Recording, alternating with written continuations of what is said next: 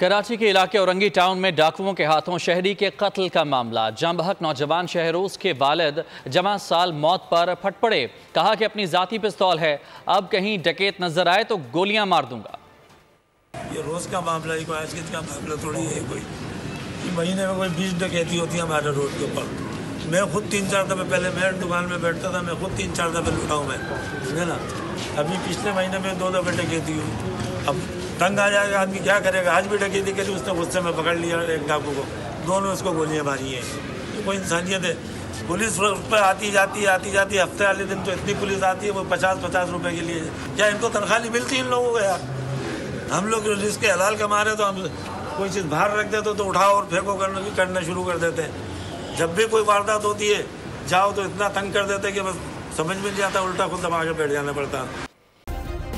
Subscribe करें और bell दबाएं ताकि कोई खबर रह न जाए।